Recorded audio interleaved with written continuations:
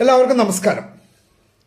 America, Iran, Israel സംഘർഷത്തിനെതിരെയും അതുപോലെ തന്നെ ഇറാന്റെ ആത്മീയ നേതാവായ അയത്തുള്ള ഖമേനിയെ വധിച്ചതിനെതിരെയും കേരളത്തിന്റെ ബഹുമാനപ്പെട്ട മുഖ്യമന്ത്രി പിണറായി വിജയൻ സാറിന്റെ വാക്കുകൾ.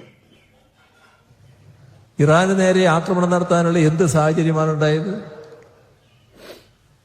ലോകത്തിനു മുന്നിൽ എന്തെങ്കിലും വസ്തുതകൾ അങ്ങനെ പറയാൻ കഴിഞ്ഞോ? ഏതെങ്കിലും കാര്യങ്ങൾ അവതരിപ്പിക്കാൻ കഴിഞ്ഞു? തങ്ങൾക്ക് വിരോധമുള്ള രാഷ്ട്രങ്ങളെ വെച്ചു വാഴിപ്പിക്കില്ല എന്ന നിലയാണല്ലോ.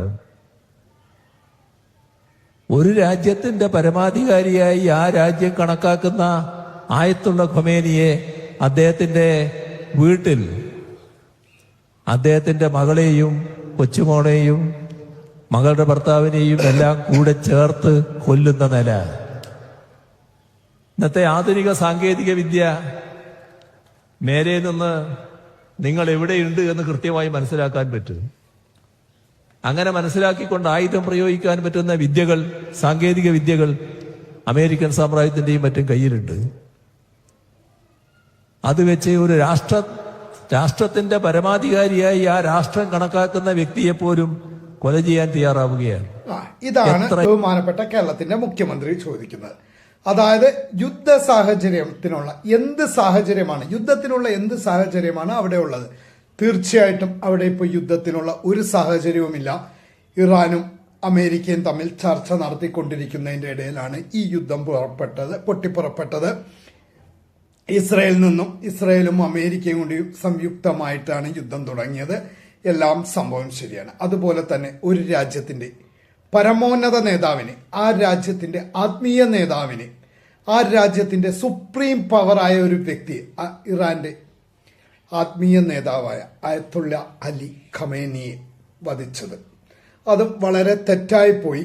നമ്മൾ അതിനെതിരെ പ്രതിഷേധം രേഖപ്പെടുത്തുകയും ചെയ്യണം. ബഹുമാനപ്പെട്ട കേരളത്തിന്റെ മുഖ്യമന്ത്രിയുടെ ഈ വാക്കുകൾ എല്ലാം ശരിയാണ്. എന്നാലും സാർ, അങ്ങയോട് ഞാനൊരു കാര്യം ചോദിച്ചോട്ടെ. ഒരു 3 പേരെ മാത്രമേ ഞാൻ എടുത്തു പറയണുള്ളൂ. വേറെ ഒരുപാട് പേരുകളുണ്ട്. പക്ഷെ അതിലൊരു 3 പേരെ കേരളത്തിൽ വധിച്ചതിന്റെ ഉദ്ദേശം അല്ലെങ്കിൽ അതിനുള്ള കാരണം, അതിനുള്ള സാഹചര്യം എന്താണ് എന്നും കൂടി ഒന്ന് പറഞ്ഞു തന്നാൽ ഉപകാരമായിരുന്നു.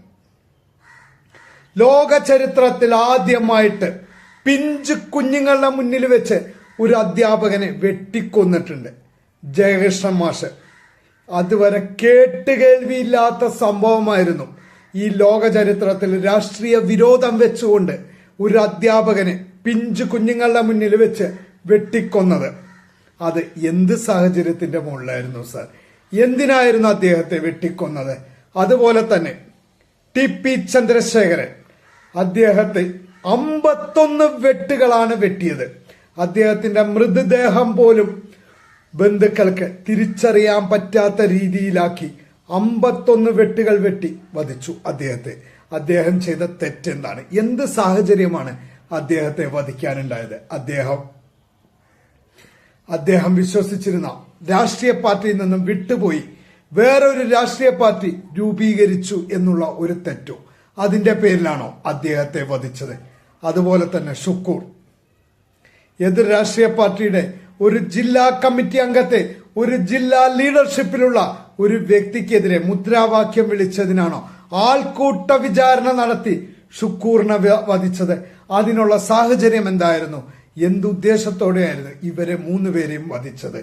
ആദ്യം നമുക്ക് ഇവരുടെ വധത്തിനെതിരെ പ്രതിഷേധിച്ചിട്ട് പോരെ ഇറാനിലും അമേരിക്കയിലും അഫ്ഗാനിസ്ഥാനിലും പാകിസ്ഥാനിലും എല്ലാം നടക്കുന്ന വധങ്ങൾക്കെതിരെ പ്രതികരിക്കാൻ ആദ്യം നമ്മളുടെ കേരളത്തിൽ നടന്ന ഇതിന് 3-നുമല്ലേ?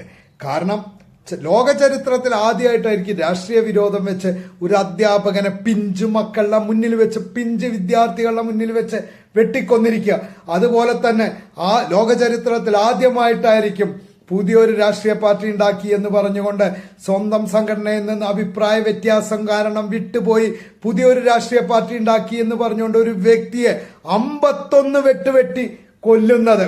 കാരണം അദ്ദേഹത്തിന്റെ ശവശരീരം പോലും വീട്ടുകാർക്ക് തിരിച്ചറിയാൻ പാടാത്ത രീതിയിലാക്കിയത് അതും ലോക ചരിത്രത്തിൽ ആദ്യമായിരിക്കും. പിന്നെ പാർട്ടി എതിർ പാർട്ടിയിലുള്ള ഒരു ജില്ലാ കമ്മിറ്റി നേതാവിനെതിരെ മുദ്രാവാക്യം വിളിച്ചതിനും ആൾക്കൂട്ട വിചാരണ നടത്തി കൊന്നതും ഈ ലോക ചരിത്രത്തിൽ ആദ്യമായിട്ടായിരിക്കും ഷുക്കൂറിനെ. അതും ലോക ചരിത്രം ആദ്യമായിട്ടായിരിക്കും. ഈ മൂന്നെണ്ണവും നമ്മൾ ഈ കൊച്ചു കേരളത്തിൽ നടന്നതാ. എന്നിട്ട് പോരെ നമുക്ക് ഇറാനിലേക്കും അഫ്ഗാനിസ്ഥാനിലേക്കും പാകിസ്ഥാനിലേക്കും ഒക്കെ പോവാൻ. ആദ്യം ഇതിനെതിരെ നമ്മൾ പ്രതിഷേധിക്കുക. ഇവരും മനുഷ്യരല്ലേ, ഇവർക്കും മനുഷ്യത്വമില്ലേ, ഇവർക്കും സ്വാതന്ത്ര്യമില്ലേ? എന്തിനാണ് ഇവരെ വധിച്ചത്, എന്തിനാണ് ഇവരെ കൊന്നത്? അതിനും കൂടി ഒരു ഉത്തരം നമുക്ക് കിട്ടണ്ടേ? എല്ലാവർക്കും നമസ്കാരം. നിങ്ങൾക്ക് ഈ വീഡിയോ ഇഷ്ടപ്പെടുകയാണെങ്കിൽ വീഡിയോക്ക് ഒരു ലൈക്ക് തരാൻ മറക്കല്ലേ.